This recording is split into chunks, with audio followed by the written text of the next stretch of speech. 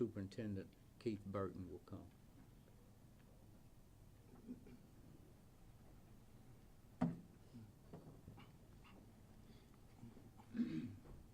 And also, I'm sorry, and along with the state police, I'm sorry, we'll have a spokesperson from them. Our deepest condolences goes out to the families, to everyone that's involved with this particular incident.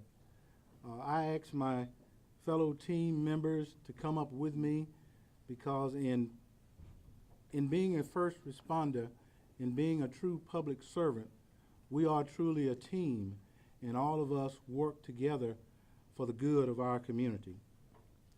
November 19th, the early mornings of that day will go down in history, be written in the pages of history as one of the worst days that could have ever happened here in Shreveport. About 5:55 a.m. on Sunday morning, Shreveport police received the first call regarding a disturbance at a resident in the 300 block of West 79th Street. The caller stated that they were on top of a house. The suspect was inside and that a male had been shot. 3 minutes later at 5:58, dispatch received an additional call indicating the suspect was a relative of the caller. A minute later, 5:59 a.m., dispatch was advised that approximately 9 individuals resided at the location. The caller further stated that the suspect, identified as Shayla Elkins, had shot everyone inside the home. At 6:00 a.m., 1 minute later, the caller advised that she and her children had fled from the roof and were now in the backyard. 6:01 a.m., officers arrived on the scene. 6:03, officers made contact with the caller at the residence. At 6:05 approximately, officers requested the Shreveport Fire Department to stage at a nearby location close to Linwood. 6:07 a.m., a second call was received regarding a shooting in the 500 block of Harrison Street. The caller stated that her boyfriend had shot her, taken her 3 children, and fled the scene. 6:08 a.m., the victim identified the suspect as Shayla Elkins. At 6:10, dispatch linked the Harrison Street shooting with the shooting on West 79th Street and that they all were related. At 6:15, officers received information that the suspect had carjacked a red Kia Sportage at West 79th, closest to Linwood.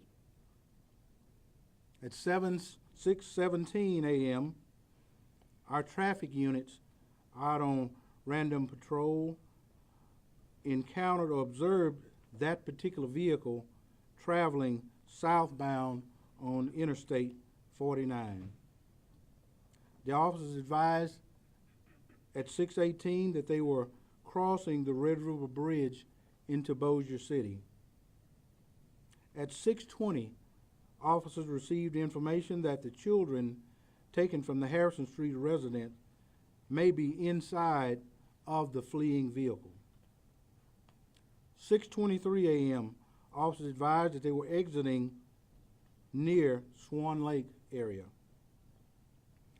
6:25 a.m. approximately, officers located the injured victims from the Harrison Street shooting.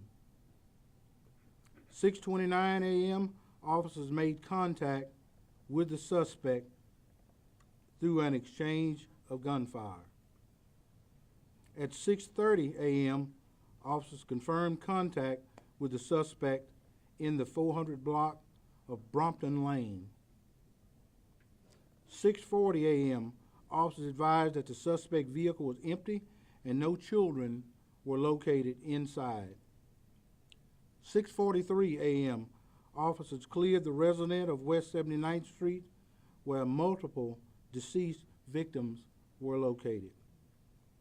7:03 a.m., Sharmar Elkins was pronounced deceased at the scene on Brompton Lane.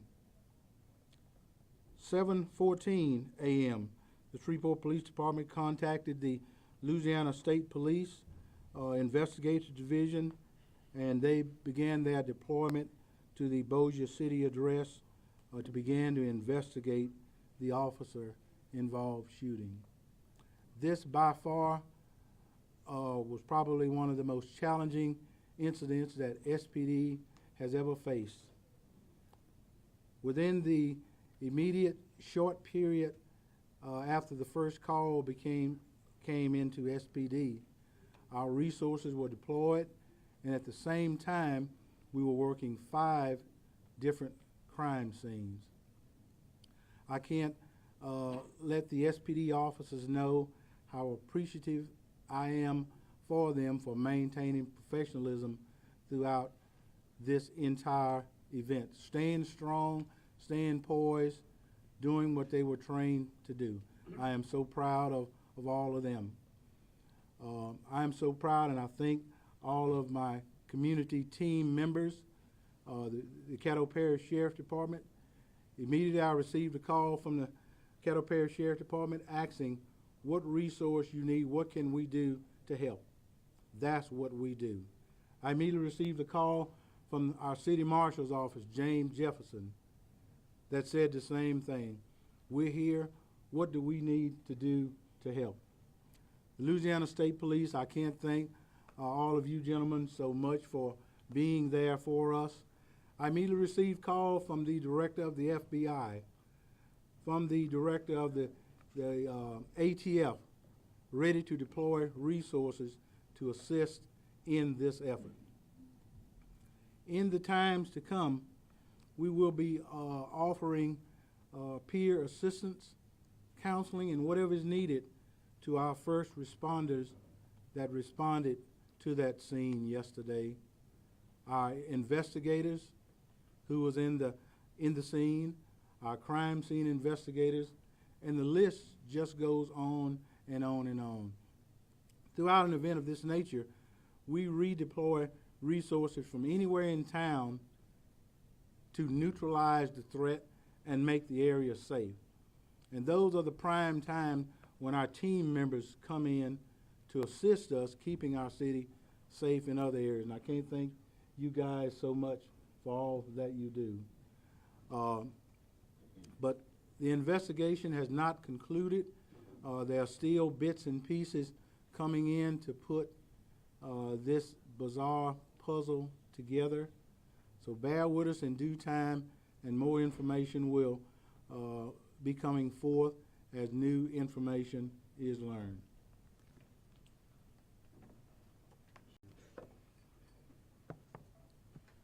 Good morning. I also want to thank Councilman Green for pulling this press conference together. Just 10 days ago, we stood as a community to announce the opening of the Caddo Sheriff's Office Domestic Violence Unit. That announcement was a step forward in protecting victims and supporting families and strengthening our response to domestic violence.